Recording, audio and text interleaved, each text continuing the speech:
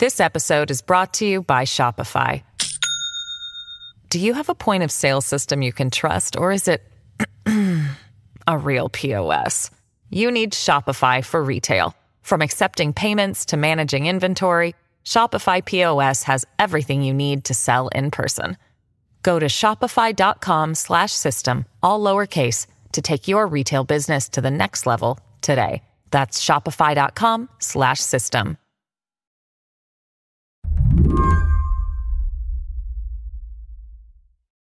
Okay, Constance, what the heck is happening at the Miss USA pageant? Wild things are happening at the Miss USA pageant. Constance Grady reports on culture at Vox. Yeah, I mean, how many women with crowns have resigned in the last week? It's more than you would think. It is more than has ever happened before. Both Miss USA and Miss Teen USA stepped down within days of each other with 3 months of their reigns left. It's the first time anything like this has ever happened in the pageant's history. Over the last week, what Constance has been trying to puzzle out is how did things inside the Miss USA pageant get so bad all at once?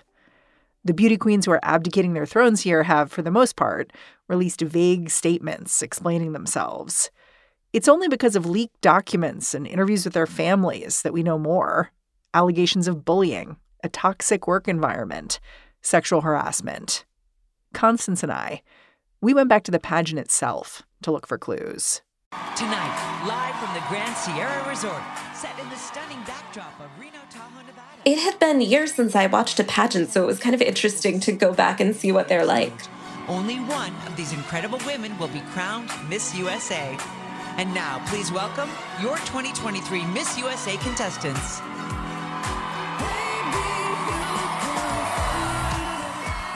Unlike, say, Miss America, Miss USA is really all about appearance. There's no talent portion of this competition. Sophie Brzezinski, Alabama. The Miss USA pageant, in a lot of ways, is like the most glamorous graduation ceremony you've ever seen in your life. Candace Knavel, Arizona. It's a lot of women walking. Yes. Their name is announced, they walk across the stage, they're wearing a beautiful outfit, and that happens like 3 or 4 times, and that is most of the competition. When the women do talk, there was like a whole lot of chummy talk about unity and being a force for good. I love that. Well, Utah, here is your final question. As the brand ambassador for Miss USA, what will be your contribution to the organization? I believe the ability to connect with people is an incredibly important asset that a Miss USA should have. The United States of America is an incredible... Miss USA, Noelia Voigt, her platform was anti-bullying. Yes. It just seemed so ironic. Yeah, and that's one of the things that has made a lot of the pageant folks I've talked to really angry. A lot of them have said things like, this is supposed to be an organization that empowers women. That is the mission. That's what we're here to do. There's another way to think of it, which is the scandal puts the lie to what these women have been saying on stage for all these years. That is definitely another possible interpretation of this. It is worth remembering that there's kind of a long history of scandal associated with Miss USA and what happens inside that organization. Today on the show, why the chaos at Miss USA has been brewing for years. I'm Mary Harris. You're listening to What Next? Stick around.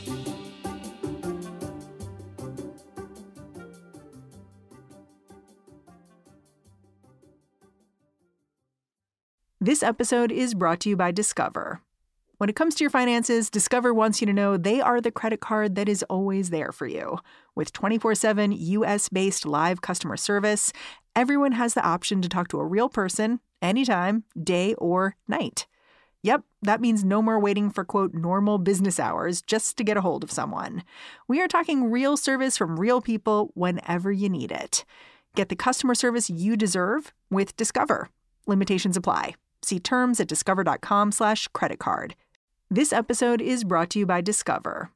When it comes to your finances, Discover wants you to know they are the credit card that is always there for you. With 24/7 U.S.-based live customer service, everyone has the option to talk to a real person anytime, day or night.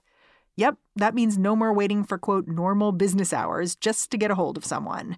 We are talking real service from real people whenever you need it. Get the customer service you deserve with Discover. Limitations apply. See terms at discover.com/creditcard. I wonder if you can step back a little bit and just put Miss USA in context for me. Mm-hmm. In the world of American beauty pageants, how big of a deal is Miss USA? Miss USA is kind of an interesting case. I think within the country, it's a little bit of an also-ran. Like, I think most people know Miss America. Yeah, when I think of like a hierarchy of pageants, I think of Miss America first.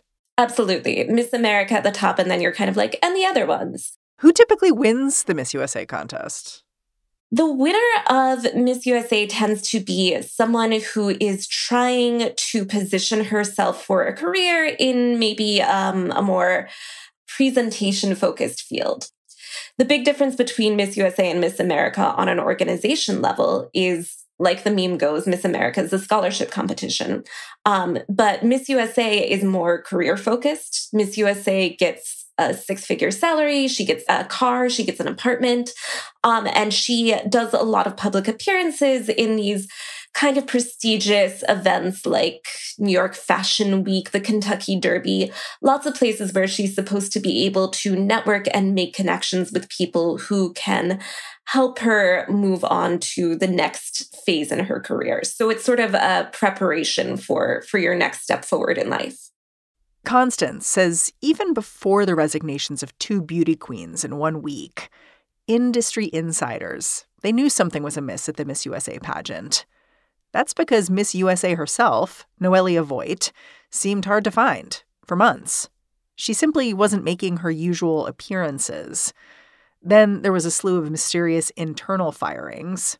The social media director for the Miss USA pageant resigned. She said she hadn't been paid for a couple of months. So it's safe to say the vibes were bad when Noelia Voigt went on Instagram to toss aside her crown. So Noelia Voigt posts an Instagram saying that she is stepping down in order to prioritize her mental health. But when you take the first letter of the first 11 sentences of the post, they spell out the phrase, "I am silenced." Is there a reason to believe she did this intentionally? I think when you look at the post, you can kind of see that a lot of the sentences are kind of awkward. And it seems as though they've been crammed in order to make the acrostic work. She, of course, has not commented on this publicly, and it seems unlikely that she will while she's under an NDA. But personally, when I look at that, I feel like it's very unlikely that they could have just happened to spell out "I am silenced" accidentally. Yeah. Okay, so Miss USA drops her title, and then inside of a few days, Miss Teen USA also relinquishes her title. And I guess we should lay out how closely knitted together these 2 title holders are. Like, both contests happen in the same week, and they have like the same choreography. Like, they have, Miss Teen USA goes on the stage right as Miss USA is crowned. So it's like they're sort of presented as a pair. They're absolutely presented as a pair. It's also not uncommon for Miss Teen USA to go on to win the title of Miss USA a few years later. It's sort of a Barbie and Skipper kind of idea, right? Miss USA is the main deal, but Miss Teen USA is also out there and also definitely has her fans. Tell me about Miss Teen USA's resignation post, because like Miss USA, it's dramatic. She quotes Nietzsche in it. Absolutely. So Uma Sofia Srivastava is Miss Teen USA. She posts her note to Instagram. It has a Nietzsche quote at the top. She does not have an acrostic in hers, but she does say directly, "My personal values no longer fully align with the direction of the organization." So this is, I think, kind of as clear as you can get under the terms of the NBA to be like, there are things happening within the walls of the institution that are not kosher, that are something that, a cute 17-year-old who ran on a platform of diversity and anti-bullying would say is not something that she agrees with. Yeah. Things sort of started to become more clear in the days after the resignations of Miss USA and Miss Teen USA, both because Miss USA's resignation letter leaked to the press, and she's more specific in that letter. And then both women's mothers spoke out on Good Morning America this week. Tell me about the specific allegations we learned about in the following days. Absolutely. So Noelia Voigt's resignation letter has come out in fragments on NBC. She alleges that there is a toxic work environment within the Miss USA organization that has badly affected both her physical health and her mental health. She says she's now in treatment for anxiety and that she was not before she became Miss USA. She says she's experienced heart palpitations, full body shakes, loss of appetite, unintentional weight loss of sleep, loss of hair, and more. There's this one really serious allegation about sexual harassment. Tell me about that. So Noelia Voigt says that she was making a public appearance and that she was not protected in any way by a handler or a security person. She says that she's at this Christmas parade and she gets into her car with a man who, according to her mother on Good Morning America, says, "Do you like old men with money?" I said, "What happened?" And she said, "Mom, get in the car, get in the car." When I got in the car, I said, "What happened?" Because I know he said something, but I couldn't get it. He told Noelia, "Are you into old men with money?" And makes Noelia very, very uncomfortable. Yikes. Yes. And there's no one present, according to Voigt, to protect her in that moment. She says that she goes to Layla Rose, the president of the organization, and according to both the resignation letter and to Ms. Voigt on Good Morning America, Layla Rose's response is, "We can't prevent people from saying things to you at public appearances. It is part of the role that you're in as a public figure." You know, this name keeps coming up as we talk about Miss USA, which is Layla Rose. Can you tell me a little bit about her? Because it seems like a lot of the allegations swirl around her in particular. Absolutely. So Layla Rose just took over the organization last year. She's very new to the job. Before this, she was working in fashion. And a lot of the allegations about the organization specifically point to Layla Rose. So in Voigt's resignation letter, she says that Layla Rose threatened to take away her salary whenever Voigt did something that Rose disagreed with. She says a lot of times it was minor things like posting to social media, and the expectations were never clearly communicated to her. She also says that at one point she was scheduled to throw the opening pitch at a baseball game, and Layla Rose said that she hoped Voigt would be hit in the face by a ball. I don't get that. Like, the organization is called, like, this is called the Miss USA pageant, right? The whole point is to have a Miss USA. Why would you antagonize the person who's literally wearing the crown? It's a really good question. And I think one of the things that's very puzzling about this situation. But one thing that I think we see a little bit in the response of the organization is this sense that, in fact, Miss USA is kind of replaceable, this idea that it doesn't necessarily matter who is wearing the crown at any given moment as long as there's someone.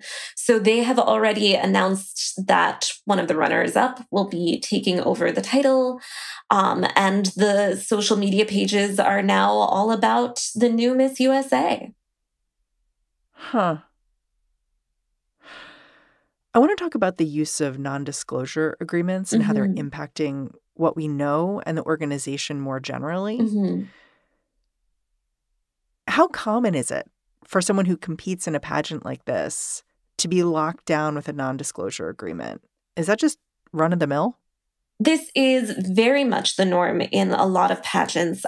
There's some great commentary by Danny Walker, who is a pageant coach and former title holder who makes YouTube videos sort of doing deep dives on the pageant world, where she talks about how as soon as you have been crowned with your title, you just gotten off the stage, your mascara is still running. She says that you're kind of whisked away to a room where you're presented with this contract and asked to sign it without really having time to review it or talk to a lawyer. You're just kind of immediately locked into this binding legal contract that includes a very strict NDA.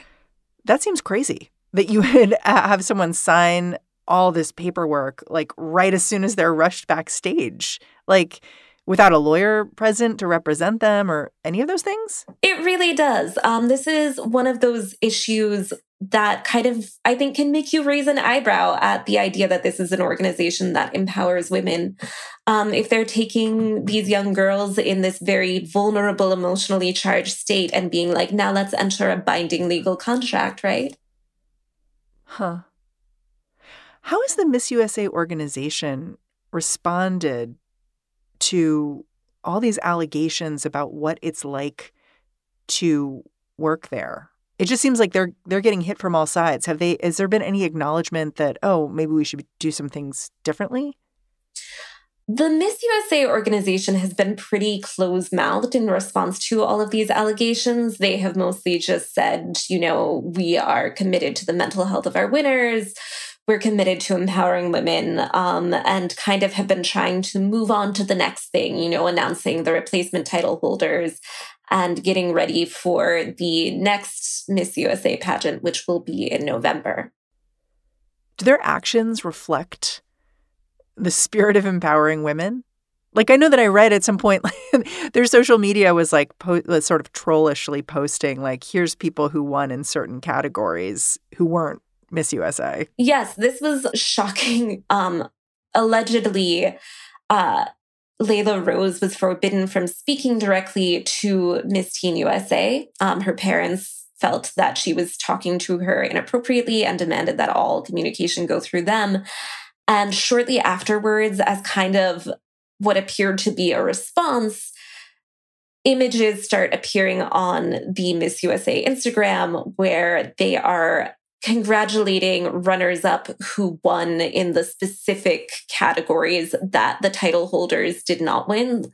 I think there is sort of a sense of like, oh, well, congratulations that you won, but you did not win bathing suit.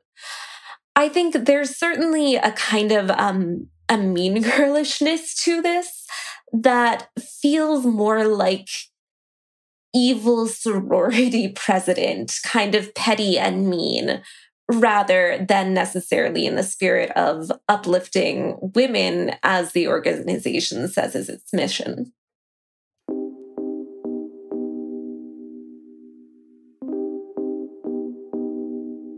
We'll be back after a quick break.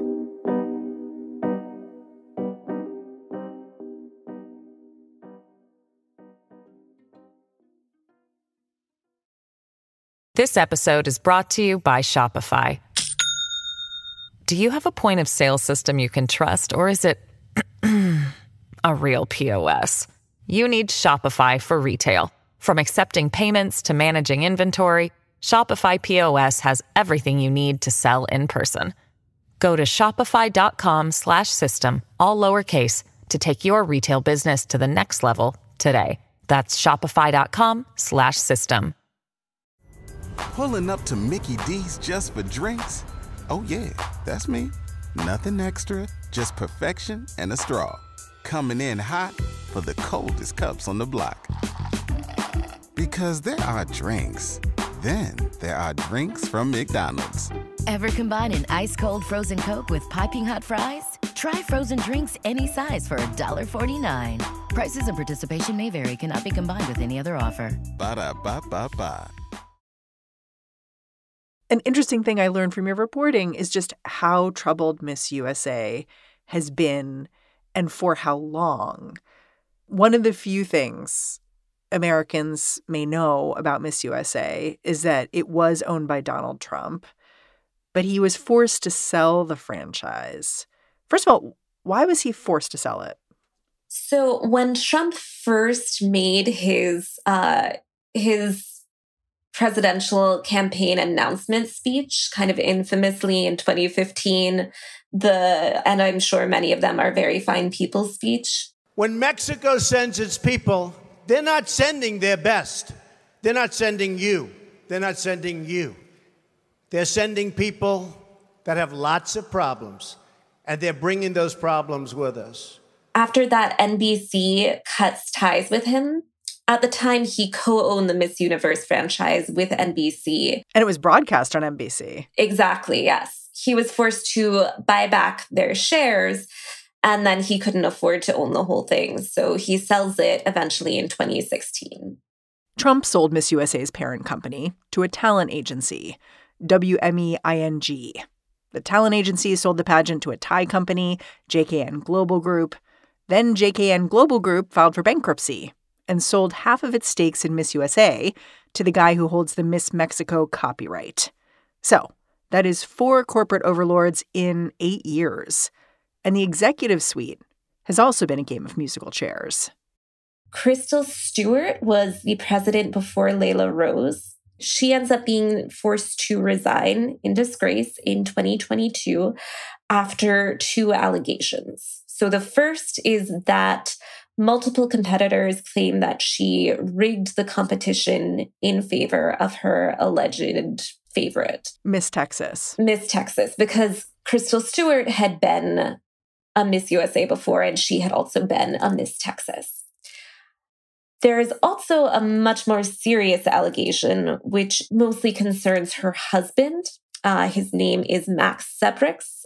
He is the vice president of Miss USA. Multiple contestants allege that Sebrix sexually harassed them. There are screen caps of letters, lots of eyewitness accounts, emails, pretty damning evidence. So both Sebrix and Crystal Stewart end up having to step down after all of that comes out. Yeah.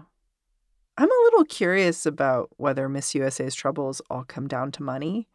Like, if you scratch the surface of all the bullying and toxic work environment allegations, there are also allegations of not being paid or having your money and your awards threatened. If Miss USA, the pageant, had simply done what it told women it would do, pay them, provided them with the resources they'd won or otherwise come to expect, do you think this scandal would have blown up in quite the same way? I think certainly there would have been many less angry people who wanted to amplify this scandal. Miss USA has had declining ratings for a long time. You know, right now it airs on the CW, which is certainly a less prestigious platform than NBC. No offense to the CW. And it is not drawing in money the way that it used to do. And I think that we can see in the way that it's being run right now this sense that maybe this brand is not valuable anymore to be worth protecting the way that it used to be. So just to recap, there's a cheating scandal and a high-profile resignation in 2022, allegations of sexual harassment. And now in 2024, both of the major title holders have resigned. It just seems like this organization is no longer functioning. It is certainly in a very bizarre place right now. There are a lot of people who have love for this organization and say that it's made a big difference in their lives. And I want to take them at their word on that.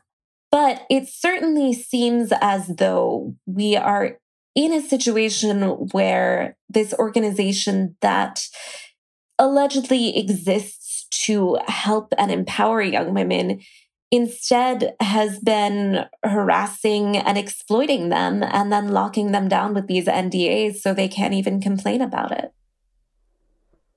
Do you see any signs in the wake of this scandal that fewer women will want to compete for the title of Miss USA? Because to me, I look at what's happening, and I think that's the only way this alleged toxic work environment, bullying, abusive behavior stops. Because as long as women and girls are happy to walk into the fire here, the fire's happy to consume them. Absolutely. Yeah. It's hard to know whether people will still compete, but what I will say is I've seen multiple pageant coaches saying, I don't think that you should compete in this pageant right now. I don't think they'll take care of you. And I'm going to advise all of my clients not to compete in Miss USA this year. And that's a phrase that was echoed by one of the mothers on Good Morning America. She says, I don't think girls should compete in this kind of pageant. The cost is too high. So we'll see if that messaging ends up making a difference, but only time's going to tell on that. Yeah. Noelia Voigt, in her resignation letter, she did nod to the fact that pageants themselves are struggling to stay relevant, which I think is kind of the backbone of our entire conversation. Is there anyone in the pageant world who thinks there's a competition that is staying relevant? Is someone out there doing it better than Miss Universe? Or are they all struggling? And is the basis of the competition, which is beauty, is that just part of what lands you here in the situation Miss USA is in? I think that's a really good question. And I've certainly been circling around the idea that it may just not be possible to have a competition that is in large part about ranking women by how good they look in a swimsuit, that also is empowering to them. The pageant is fundamentally about the evaluation and control of the bodies of very young women. And that's a really vulnerable situation for those women to be in. Constance, I'm really grateful for your time and for your reporting. Thank you for coming on the show. Thank you so much for having me. Constance Grady is a senior culture correspondent at Vox. And that's our show. What Next is produced by Paige Osborne, Elena Schwartz, Rob Gunther, Madeline Ducharme, and Anna Phillips. We are led by Alicia Montgomery with a little boost from Susan Matthews. Ben Richmond is the Senior Director of Podcast Operations here at Slate. And I'm Mary Harris. Thanks for listening. I'll catch you back here next time.